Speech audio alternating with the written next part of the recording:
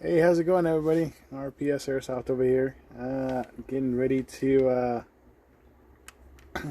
do some tech work, answer questions, and see what's going on out there in the world of airsoft, I guess.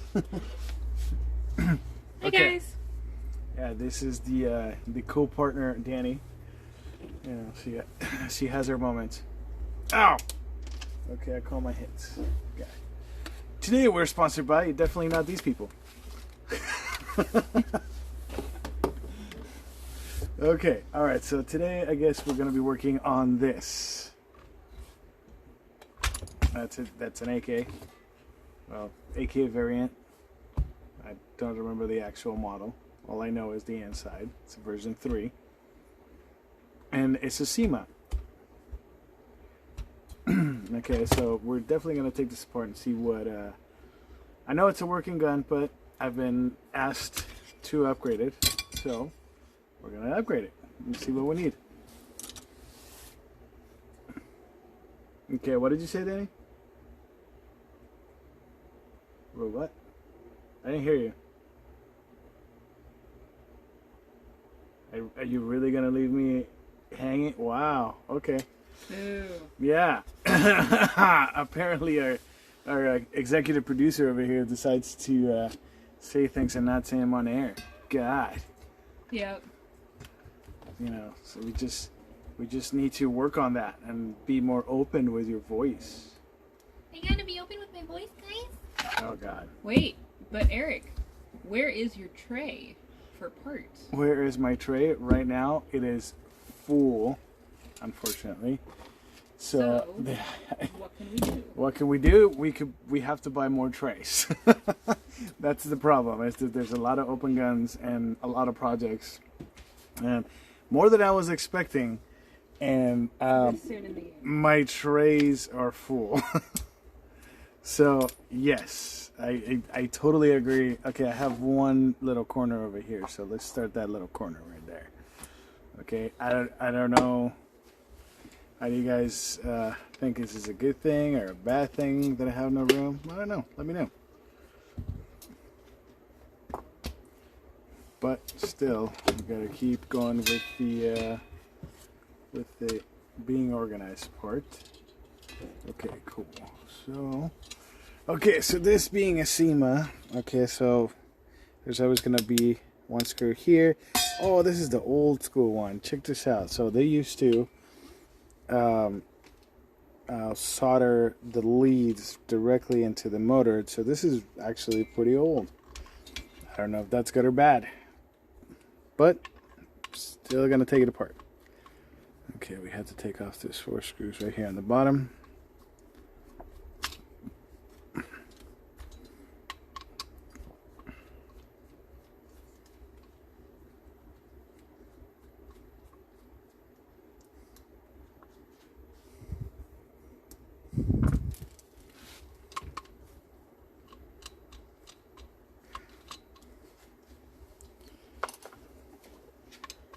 Okay, and then after that, we're gonna see, we gotta remove the front end of this AK like so. Okay, you gotta make sure this spring right here, you keep control of it. You don't ever want to flip it the other way, because otherwise the spring will fall right out and that's it. It's like, it's gone. See?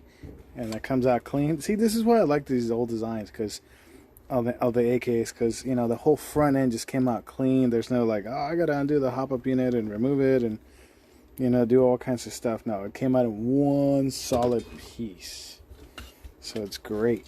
Okay, so now we got this. As you can see, we already have the gearbox already kind of loose in there. Okay, and it just comes out like that, and that's it. That's an entire mock bolt housing, and that's it. Gearbox is pretty much out, as you can see.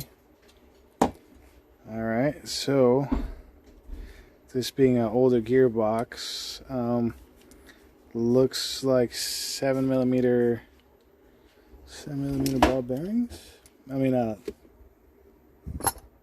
Not ball bearings, bushings, metal bushings. Oh, actually, there might be 6s. I have to admit, no, they look like 6. No, yeah, there might be 6s. Yeah, they look like 6s. So, okay, so now we take this off. Thank you, Danny, for the bowl, even though it's not magnetic. You know, the cat's gonna be jealous that you took his bowl. Yep.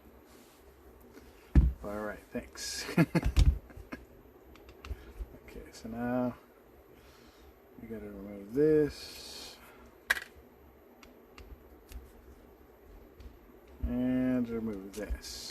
Okay, now we separate the motor, and that's pretty much it for that, for right now. Anyway, so something else I would definitely wanted to talk to you guys about, and it came up this week while I was working on another gun. Let me see if I can find it. Let me see. Oh man, I was moving so fast this week with all the plans. I was just like, God, and then really.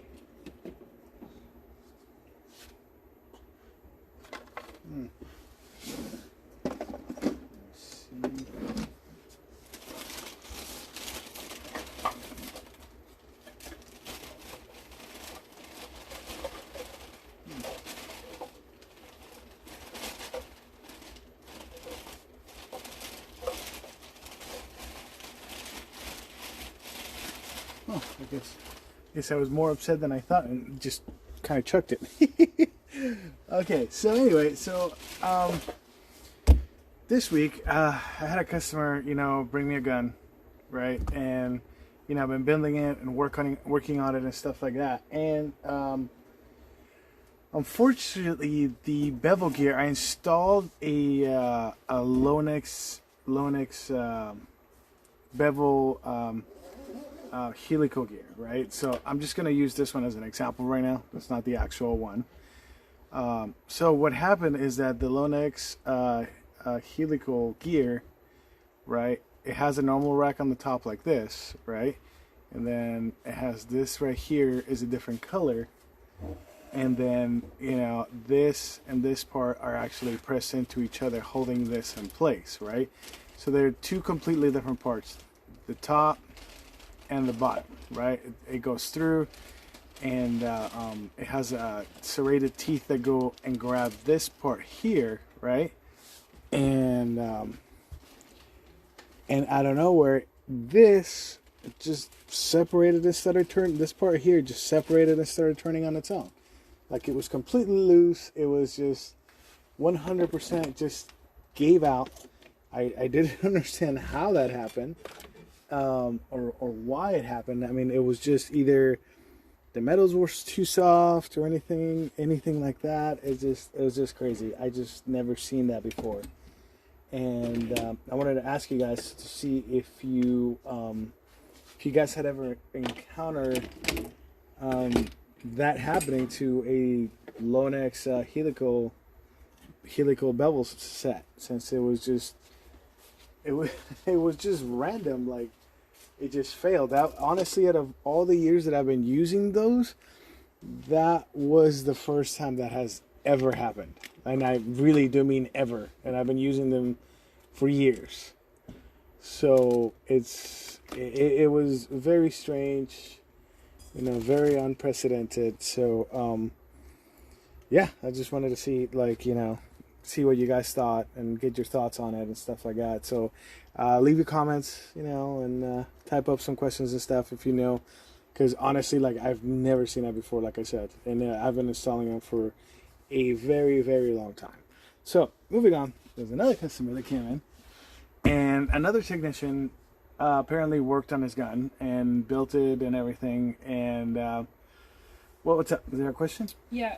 He says, are you talking about the anti-reversal teeth?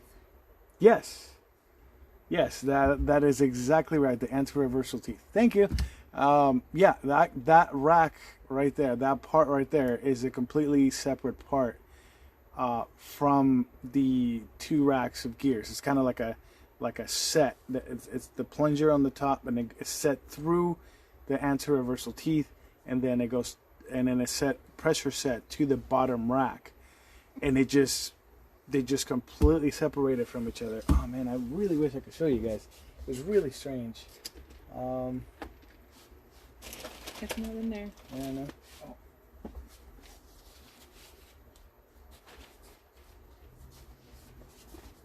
Okay.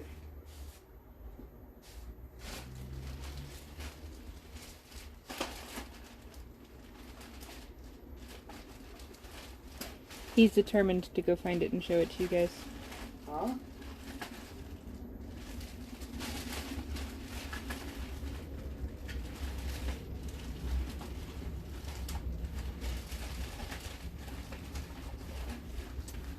So he says it seems odd that it would break, considering there's not a lot of pressure on it from the latch. Yeah, exactly. That's exactly what I was thinking. It made absolutely no sense, especially since I was only pushing it with the M120 spring. It made absolutely no sense. That's how I was like. And I'm erring on the side of factory defect. Maybe Yeah. this one tooth had a hairline fracture. Yeah. It missed, quality control. Yeah, pretty much. All right. Well, moving on. Let's just move on. If I find it and I happen to see it, what I mean, like randomly on my desk, like I do sometimes, I'm glad let you you're guys know. curious to see it. We're looking for it, Yeah. I promise. Yeah, me too. Sorry guys, just I clean up my desk every single time that I work on a gun, and if something is broken, I discard it because I need to move fast and move on to the next project without being distracted. So, sorry guys. Yeah, he agrees. He thinks it might be a factory defect. Yeah.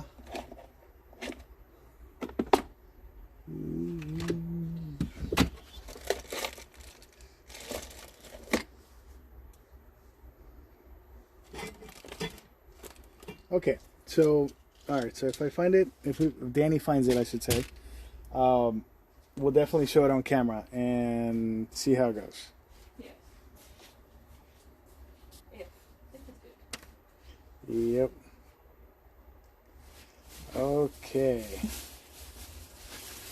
Alright, so there was another gun that came in this week, right? And the customer asked me to look at it, stuff like that. It was tested on the field, and it was literally sputtering like a car running out of gasoline. It was really bad. And then on top of that, it smelled like it just burning electronics everywhere. But anyway, yeah, it was pretty bad. So I went through it and stuff like that, and yeah, so apparently somebody built this gun very improperly. So when I opened it up, you can see all the swirl marks all over the sector gear.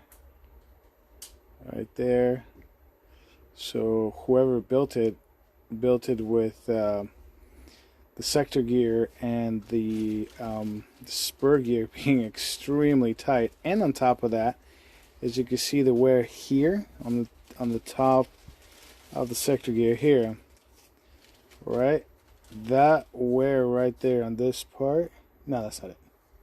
On this part right here, happens because the sector gear is actually connecting to the piston, to the back of the piston, on the pickup on the piston. That's how this happens. Okay, so what happens is that it sits here, right? And then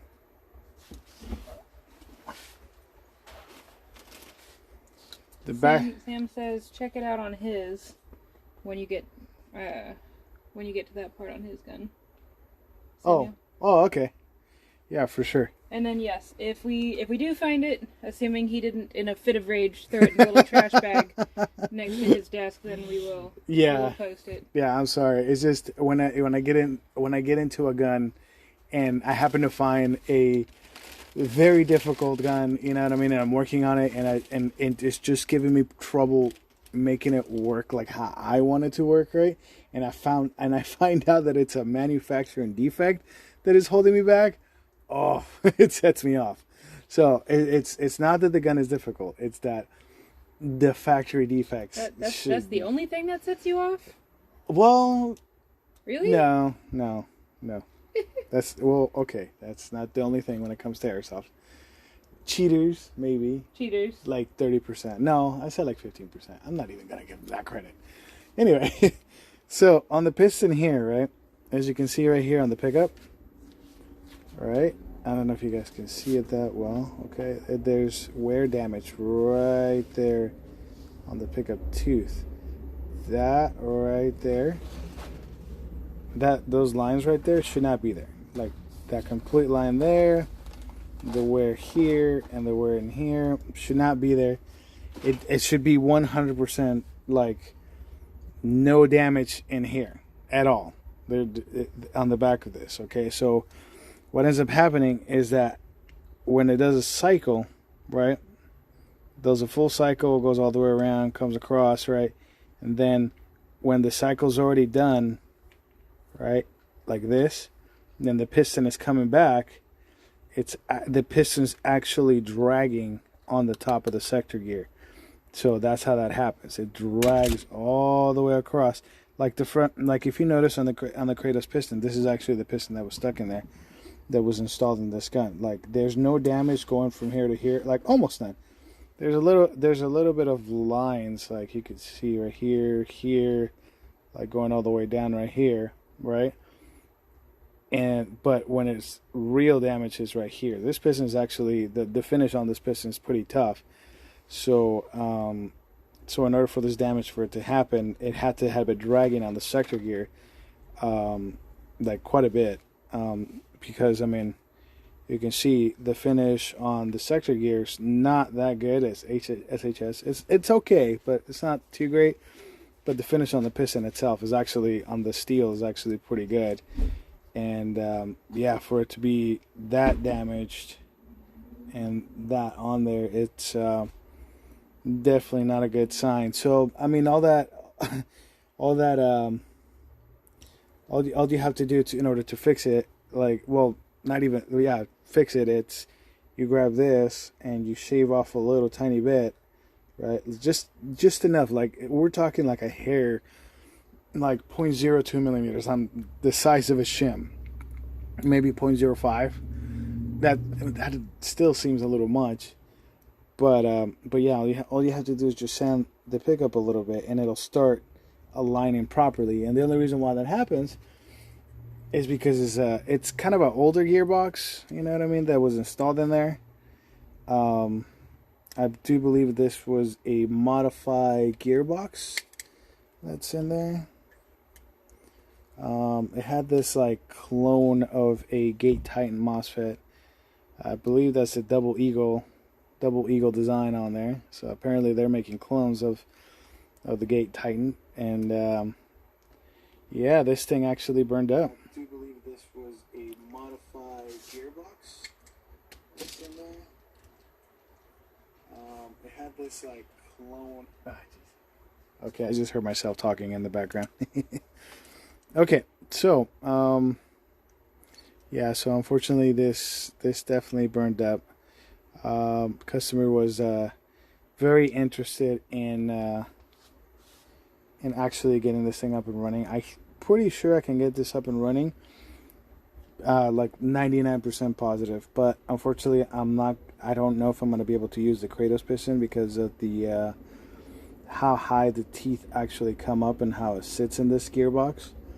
Because unfortunately, it does sit pretty low. Like you could see it on the design. There's not a lot of gap, you know, between the sector gear bushing and the piston teeth. So yeah, you could tell this is definitely going to cause some problems. So I'm definitely going to have to say, like, maybe run a SHS piston, something with a little bit more of a lower profile that goes in here, and yeah, it just changed, you know, the profile of it, and you know, just to make sure, you know, like I've gotten a lot of work from, you know, things that happen like that, you know, from other technicians and stuff like that, and yeah, it happens, you know what I mean. Sometimes you trust someone to do your work, and you just kind of throw it together and make things like, okay,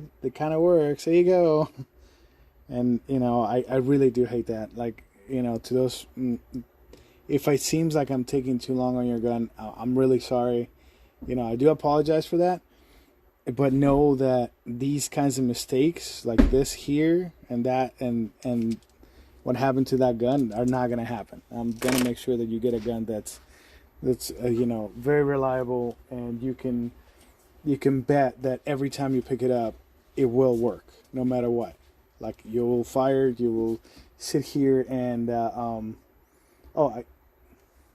and be able to just go and play and plug in the battery and that's work. And sorry about the sound, guys. I had walked away to go look in his other hidey holes to see where he might have put this thing, and I disconnected my headphones and started playing the stream. Yeah, pretty much. She left me all alone, guys. I did. Do you think you put it in the truck that when you went to go see your old coworkers? No, I don't think so.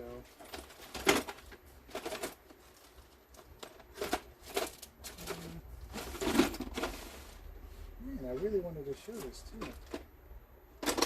too. So excited. Anyway, okay, so yeah, I mean, that's definitely one of the things that I wanted to show. Oh, there was something else I wanted to show you guys. Really, really exciting. Okay, so, so this customer, I upgraded this gun for him like a while back. I do believe I made a video of this gun. I think it was like a month ago or something, right? This was the gun that was before and after, right? This gun has been used like a lot. I mean, I could take a picture of it, you know, a screenshot of how many BBs have been shot through this thing. But I was like, you know what? Let's bring it on the live stream and, you know, show it. Okay, the reason why the customer was like, hey, you know, it's acting up a little bit. I said, okay, fine, you know, I'll take a look at it, right? Brought it back here. The only thing I did to this thing is grab the air compressor and clean out the brushes, right, on the motor, and clean out the sensors inside the Aster. Okay, that's all I did to it. So if you guys remember this video, we had the before and the after. Yeah. It's this one. Yeah, okay. So if you want to check out the sound, that was posted on October 10th. Yeah. So this is the same gun, and the place that this gun went to is a range that, you know, people indoor range that, you know, people pay a certain amount of money, you know, they shoot at targets and they can win a prize and stuff like that. Similar to the carnival game in Despicable Me, where they have to knock over the little rocket ship. Yeah, it's kind of like that. So the guy asked me to build this gun, and this was, you know, the sample that, you know, I went back to him. This is the first time I see it back. So you need to remember that it's been out of my hands for that long. Okay, so this is what I'm going to do first. First, let's grab a battery, plug it in, and see what happens. Okay, so here we go. See response. Okay, let's make sure it's clear. And there it is. This is the same gun. Okay. It's been out of my hands for that long. Okay. So now we're gonna do something. First, I need to do something real quick. Danny, can you get the other phone from the room? And please hurry, because I forgot the the software was actually installed on the phone we're using for video. So you guys are gonna have to excuse me for a second. It's just gonna be a minute. But anyway, so yeah, so this gun, this is the first, you know, semi-upgraded rifle that I sent out. You know what I mean? And I wanted to make sure, you know, that I built something that I knew was gonna last, and it was gonna, you know, basically outlast everything that that I've done before, and I did a lot of not a lot of modifications, but just enough that I know that that it's gonna last.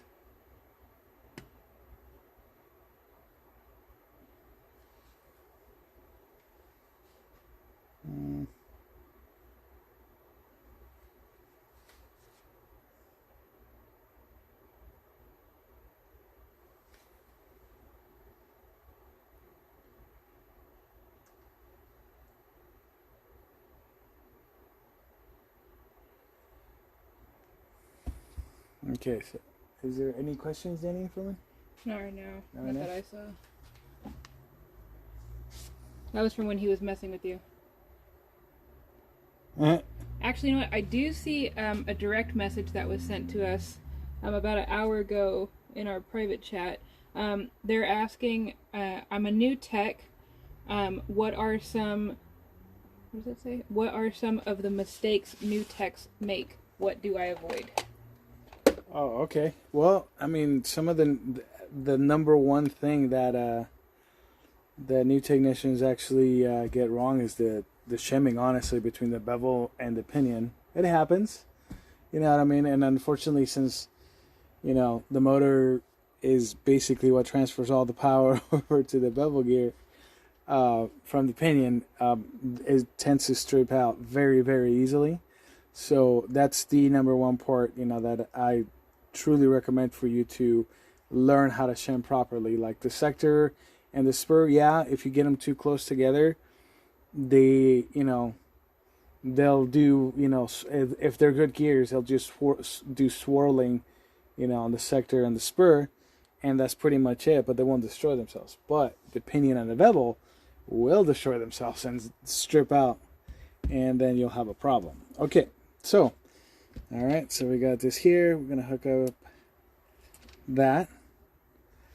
Okay, let's see.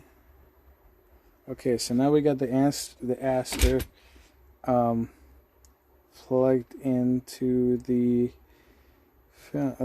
software, and we're gonna go no errors, telemetry, and that is, I don't know if you guys can see it, that's the BB counter. Sorry for the halo part, but yeah, that is the BB counter so far that is on this Aster. That's the amount of BBs that have been shot through it.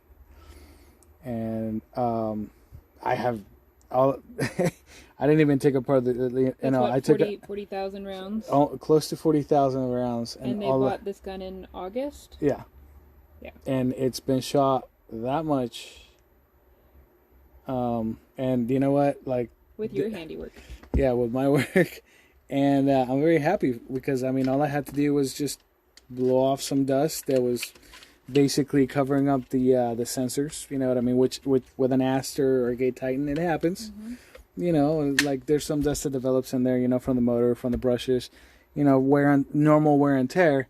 All you have to do is go in there and clean it up a little bit, and the gun should come back to life, no problem. Sam gave you a... And then the question is, do you recommend starting bevel to pinion? Bevel to pinion? Okay, so the way I start is I start on the spur gear first, because you need to get that spur gear as low as possible to the actual bottom of the gearbox, like right, you know, on this side.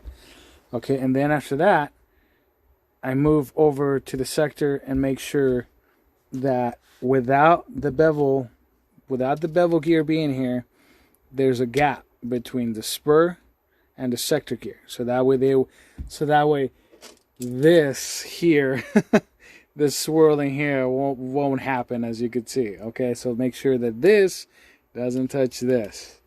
Okay, and then after that, now that I make sure that, you know, that those two are gapped well enough, then move on to the bevel.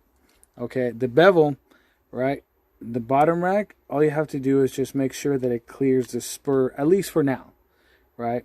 So that it clears the spur gear for now, right? You got to start somewhere. So start small You know what I mean? Start with like a point, like a point, 0.05, something like that. Let me see. Because I usually use these, and they're pretty good. Okay, yeah. So start with the.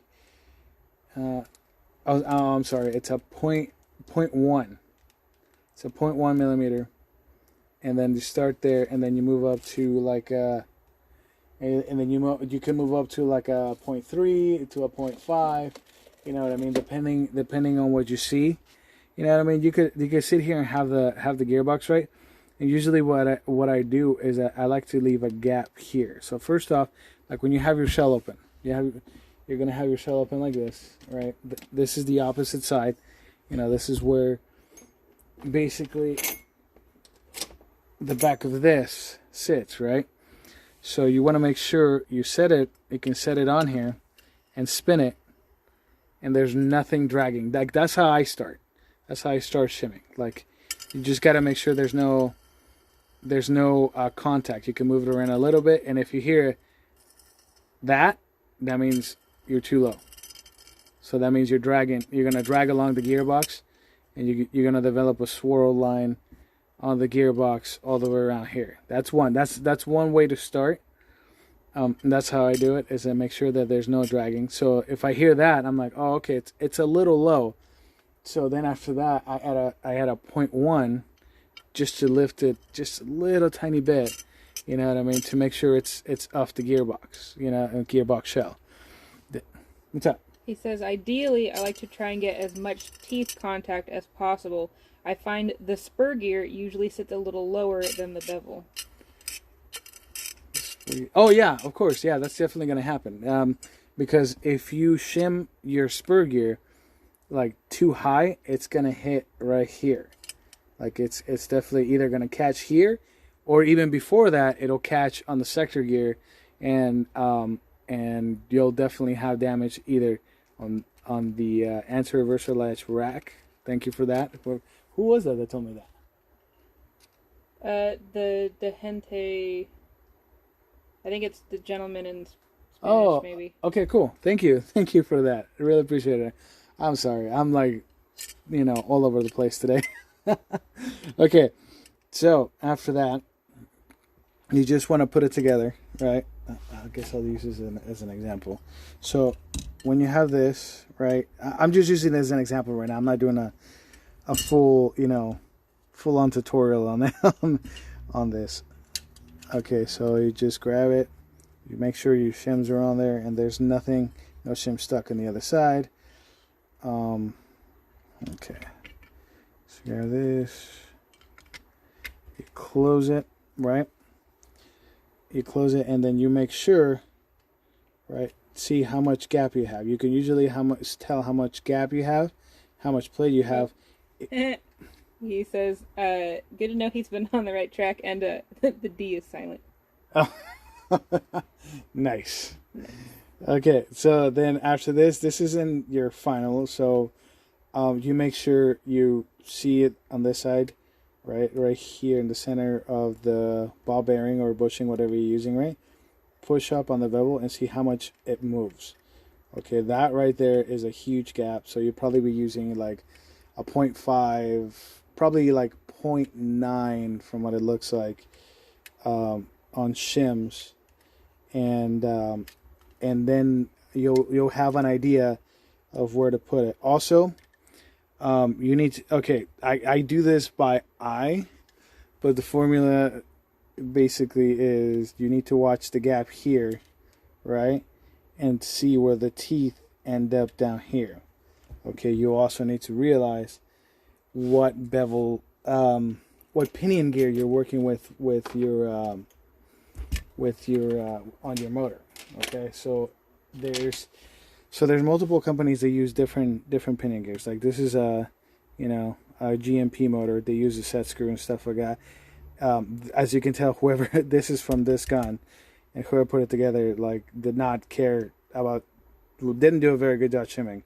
Because, I mean, this pinion is gone. And unless, of course, it was the customer, in which case he did a great job. Try harder next time. Okay, well, yeah, I mean, if you're new, okay, I understand why this happened. But from the story we got told from this gun, it was not the customer. It was definitely not the customer. It was not the customer's fault.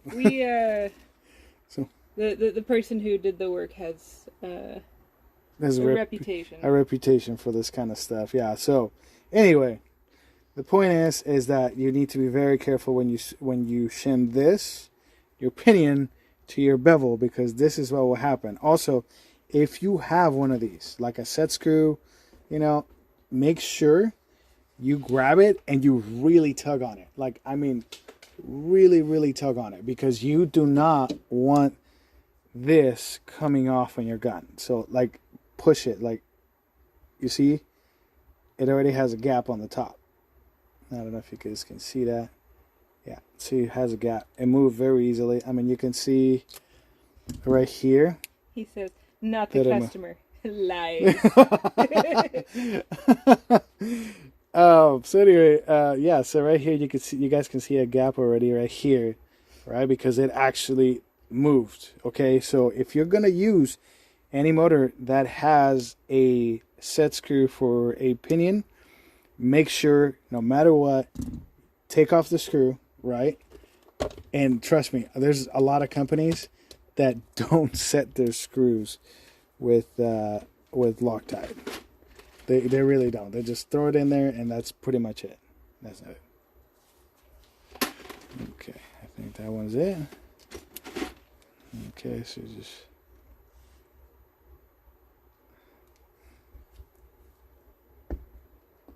Yep, see?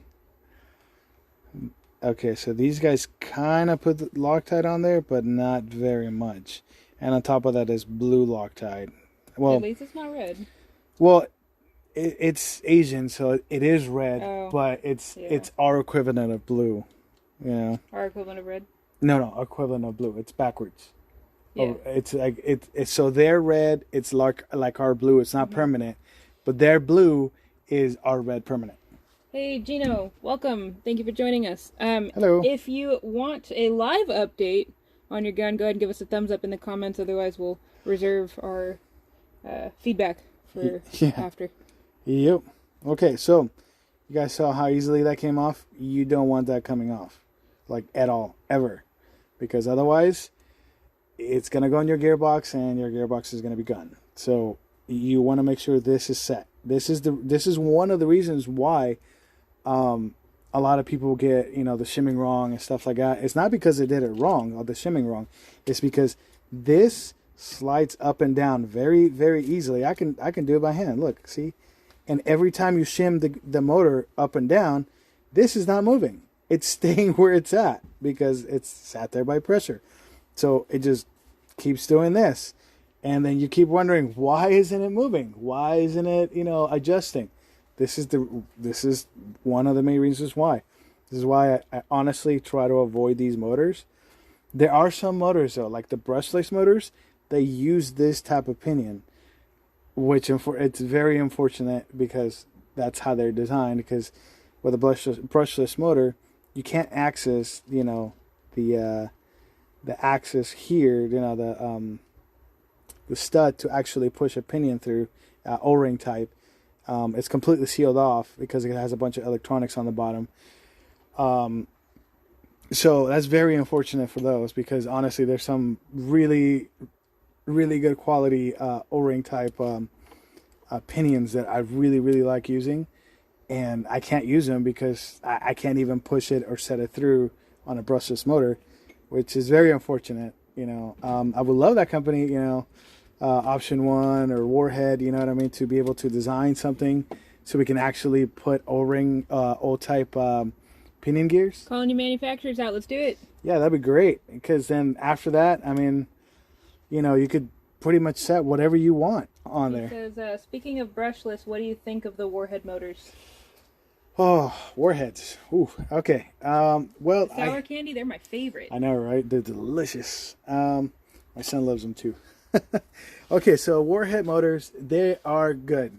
There has been some instances where it causes some incompatibility with the Gate Titans and with the Asters.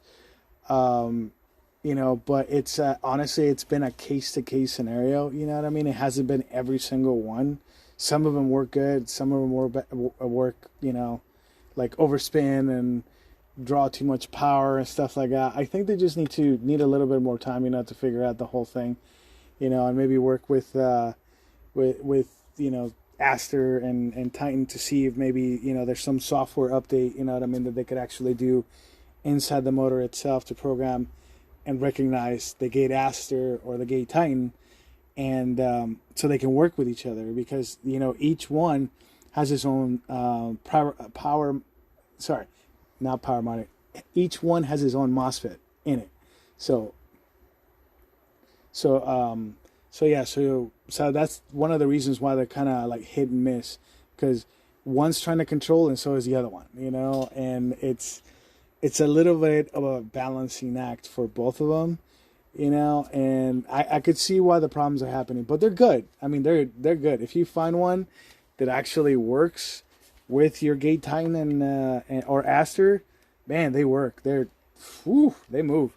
Option 1, pretty much the same thing, you know. They just have some quirks, you know, to get out of their system and stuff. It happens, you know. They're a New York company. You know, not everything was perfect when it came out, you know, with the Asters and Titans. I don't know if you guys remember the first generations of them. They used to overheat and burn. or the wires were, you know, there were some wires where the connector for the motors would just literally slide off. I mean, I don't know if you guys still have that happening. I've only seen like, I think 2 or 3 of them where that happens. And yeah, I mean, it was a thing that happened with him, and yeah, pretty much it. Okay. And yes, ooh. Black Cherry, bomb warhead. Black Cherry? Mm-hmm. Really? It's the maroon one. Really? Yeah. Really? What are you? Are you like a green or a lemon one? No, I'm allergic to Danny. Oh, Danny attack. Oh god. That's you. That's you. Oh god. Okay, so right now we are gonna heat up the iron and take these off. Take these leads off so I can take the motor out.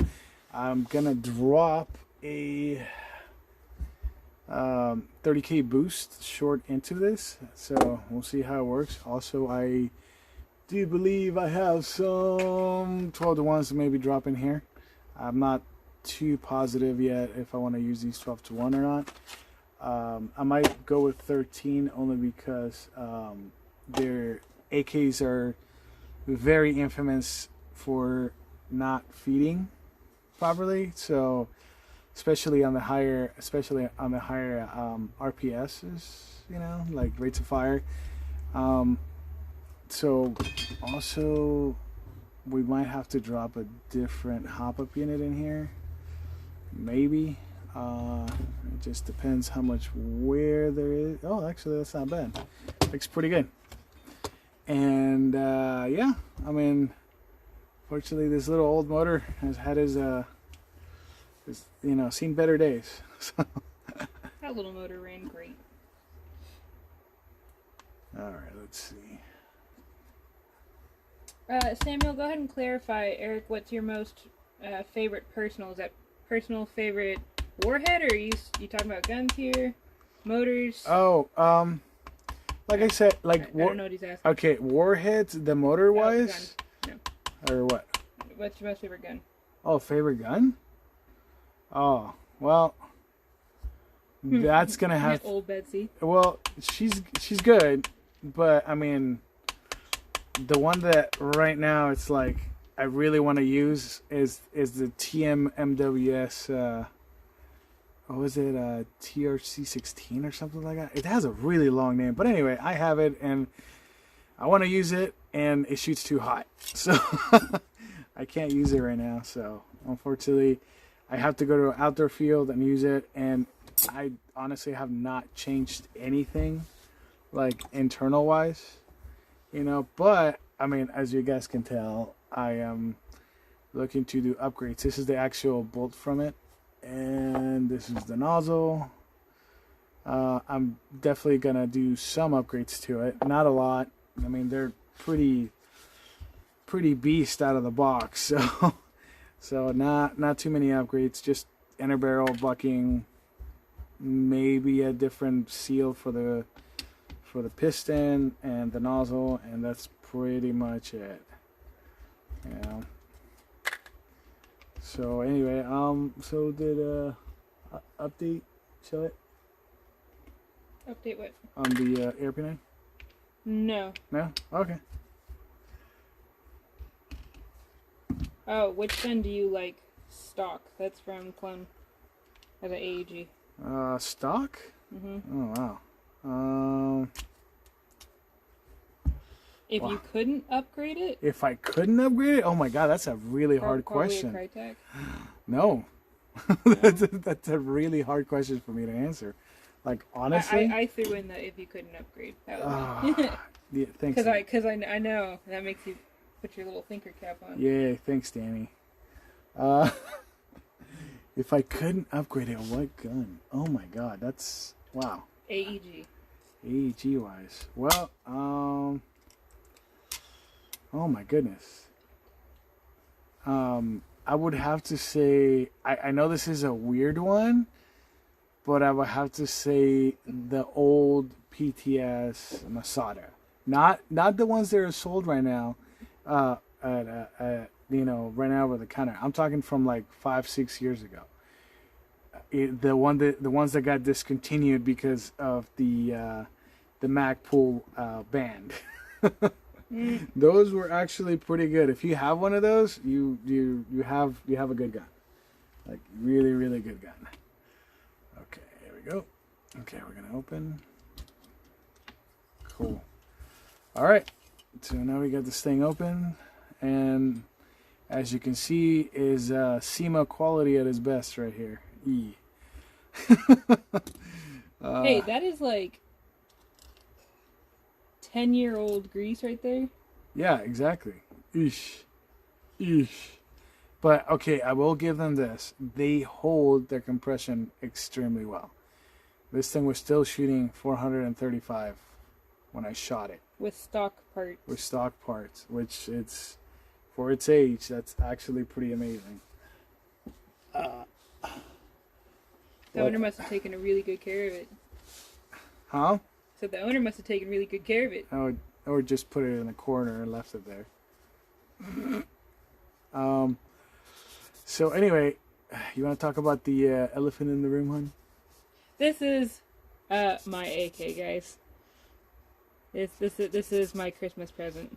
Yep. Yes, I am taking time to actually build her a gun. Whoop, whoop. Because, you know. This was my very first airsoft gun. Bought it in like 2010, 2009. She bought it in the year of our Lord of 210. Yeah. That means it's old. Very old. I might know the guy that built it. Oh, because you're both dinosaurs? Yep, pretty much. Yeah, we were in the assembly line going, Yeah? Okay. So anyway, so usually this grease, I do really recommend you guys cleaning it up and everything, you know? Like really, really cleaning it out. Because if you try to upgrade your gun and leave the grease in there, oof. What is that? That's grease. Ew. That's It's a booger. It's unprocessed grease. So this grease starts clear, and then as you use it and collects dirt, it turns green. Segue. For those of you who shoot real steel, this is also the kind of like thick stuff that comes on your gun fresh out of the box, which is why you always are encouraged to clean it when you first get it and get rid of this like thick grimy stuff and put in like fresh stuff that's designed for movement and not designed to just keep the gun wet for years. Yeah, I didn't know that. How did you know that?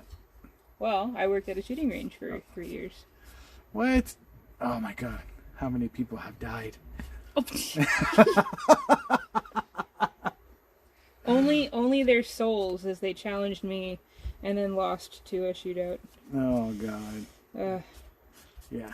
I love it when guys walk in and they all talk big and they're like, but can you handle my Desert Eagle? It's a little big for you, little missy. And then I'm just like, one-handed it, and they're like, whoa. Yeah, no. The one-hand part, that's the exaggeration right there. Absolutely not. It totally hurt my carpal tunnel, guys. I wanted to cry. But I hit bullseye, so I walked away proud.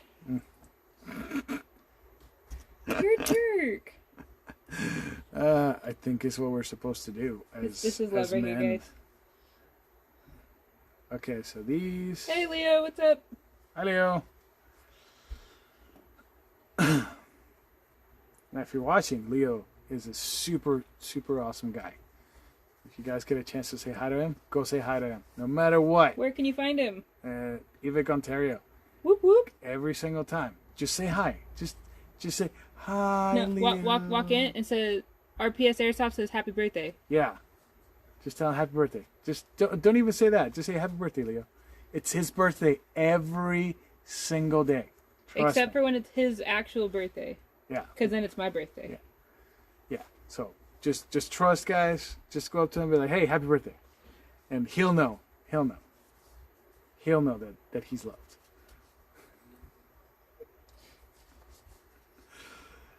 So yeah, I'll always make sure you shout out to those guys in Ontario and Alhambra. All those guys, work really, really hard to help all you guys at the storefront and stuff. And they do a good job. He says shut up. What? Who? Oh. Leo. Oh. Okay, now you guys really have to tell him happy birthday. Mm-hmm. Happy birthday and happy Kwanzaa.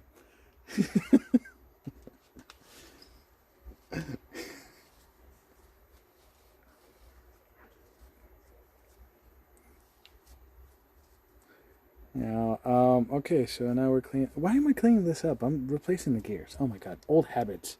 Jesus. Don't throw them in the trash, though. Fine, I won't throw them in the trash. Can I throw them in the bin?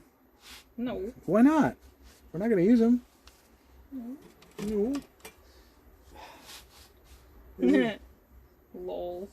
Lols what? What? Lol. Lols. Oh. Happy Hanukkah? Yeah. Pretty much. Oof. Jeez. That's a big one.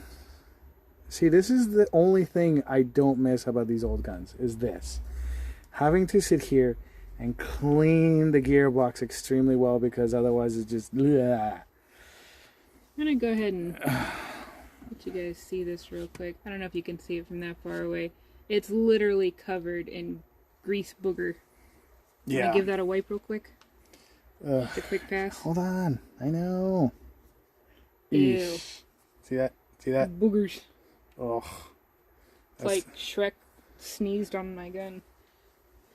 Yep.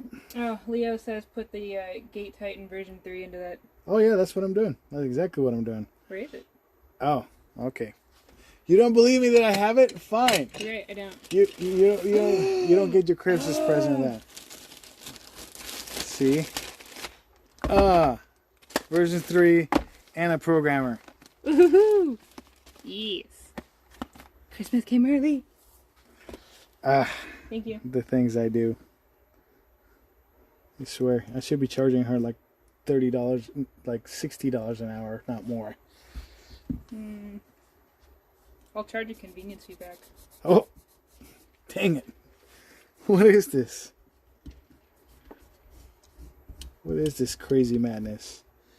Oh, yeah, so there was another thing that I don't know if a lot of you guys saw or not, but yeah, apparently Tax City is moving to Texas. Yeah, I saw that on their Instagram. Yeah. Well, they had it on their story, and then that Tax City girl, shout out Crystal, what's up, put it on her page. Yeah, which is, it was kind of shocking, honestly. Like,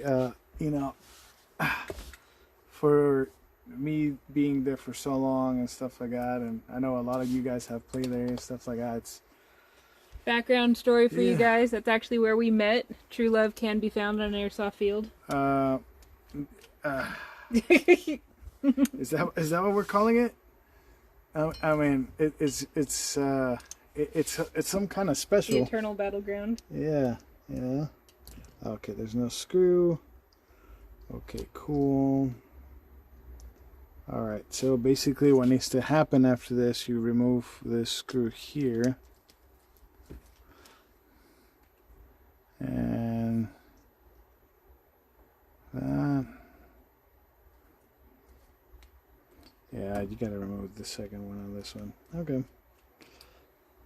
So, well, I worked at Tax City for what, almost 2 full years, and you were there.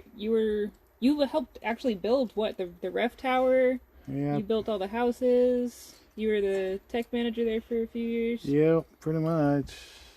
So it's kind of weird, like seeing that post, and it's like, wait, what? It tugged at our heartstrings, and we both had to like look at each other and be like, ah, Yeah. sadness. Yeah. If you guys know Danny, there was a lot of holding. She does hugging a lot. I do lots of hugging. Yeah. I'm a hugger. If you're my friend, you've been hugged. And if you're like a good friend, you've been bear hugged, and then you stop breathing for a minute, and then I let go. Yep. Pretty much. He wonders if you think they're moving because it's cheaper. Most likely, that's what we think is just that's what I think at least is the economics of California, you know, unfortunately. And on top of that, the new laws that might be coming in next year. Well, and it's all speculation too. We don't actually know the truth, and you know, for all we know, it could also like be family. I mean, the whole reason we're still here in California is family. Yeah. We would have left a long time ago if it weren't for family. So Yeah, because unfortunately, California is extremely expensive, you know, and starting a company like we did, we're taking a very big leap of faith, you know, and taking a huge chance, and I'm really, really grateful that Danny's here helping, you know what I mean, with everything and expenses, and calling you guys back and texting and the social media stuff. So she's all right, you know what I mean, because honestly, I suck at it. Not very good. spelling sucks. Oh yeah, okay. This is why I tell you But my teching sucks. So you'll see me answering and messaging, and he'll do the work. Yeah, pretty much. That's the dynamic of it. You know what I mean? I know my strengths. I know my weaknesses. So, oh, by the way, if you're soldering, right, please make sure you always clean the tip of your solder. You could use a copper, you know, 100% copper, you know, little scrub brush like this, you know. 2 things. 1, you have 2 minutes left, so whatever you're gonna do it. Oh no! And 2 minutes. Can we play a little Leo more? says, "Where's my pro win hop up?" And Samuel says, "Teamwork. Oh dang! Teamwork makes the dream work, guys. What's up? Nice. One Thank team, you. one dream." Thank you guys. Really, really appreciate it. There we go. All right, so that's that. And, okay, cool. Oh yeah, and the Pro Win hop up, I have to look for it still. Sorry, Leah, I've been kind of busy. I promise, I haven't forgotten. Okay, cool. So that is removed. Samuel says, "Damn, we need more time." Well, we have lots of time, guys. We have every Friday for the foreseeable future. Yeah. Check Check in with us next week, same time, 8 p.m. Pacific Standard Time. Yeah. Bring your questions. We're actually enjoying doing this. If there's a gun you guys want to see, you know, we can do our best. No promises. Kind of depends on customer flow right now. But just in case we get cut off, did want to say thank you guys. This is RPS Airsoft Tech Talk. This is our 3rd episode, and we'll be posting last week and this week's episodes on YouTube. Yep. It looks like last week's failed to upload. Yeah. Sorry. Yeah. That's my fault. I didn't double check. I'm like, hey, we haven't gotten any likes or follows or anything. And then I'm like, oh, that's why. Yep, it happens. Yeah. But yeah, thank you guys for, you know, watching and being here. Hopefully we can get this thing up and running. You know what I mean? I am definitely going to keep going with this. Got to record. And 20 seconds. going to record the rest of this and show you guys how it comes out. And that's pretty much it. So I guess we'll see you guys later. Thank you And guys. thank you Have guys a for great showing weekend. Be safe on the field. Don't Yeah. mag dump your friends.